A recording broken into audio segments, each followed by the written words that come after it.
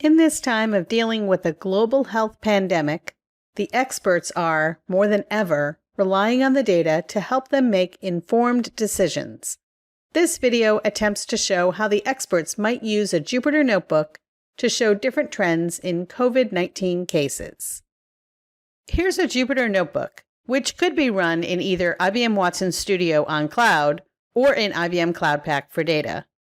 The dataset used in this notebook contains confirmed cases of COVID-19 in the United States for the 2019 novel coronavirus by the Johns Hopkins University Center for System Science and Engineering.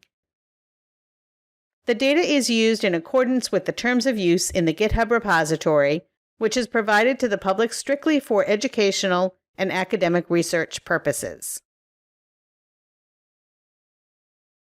This first cell imports the necessary Python libraries and then loads the dataset from the GitHub repository into a Pandas DataFrame. The next two cells display the first 6 and the last 6 rows of the raw data.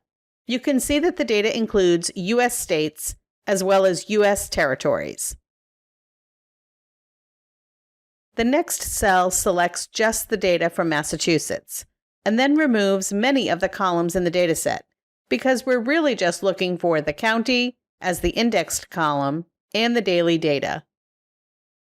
The next cell displays the new data frame containing all 17 rows, representing the counties in Massachusetts.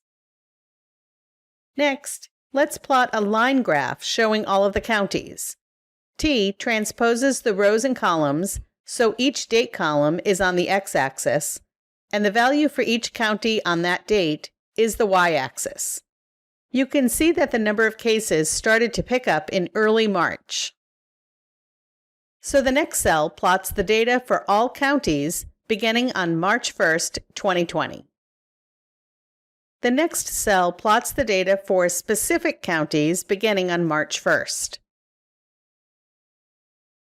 This dataset does not include a running total for each county. But that's pretty easy to add. First, take a look at the first 5 rows again. The code in the next cell sums the values for each county, and then adds totals as the last column in the table, and then displays the first 5 rows again. It would be interesting to see the top 8 counties with the largest number of cases. The next cell accomplishes that using n largest, which you can see in the resulting table.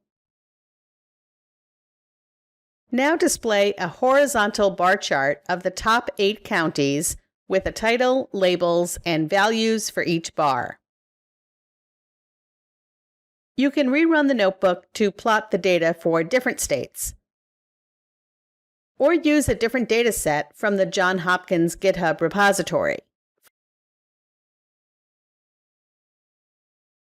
Find more videos in the Cloud Pak for Data as a Service documentation.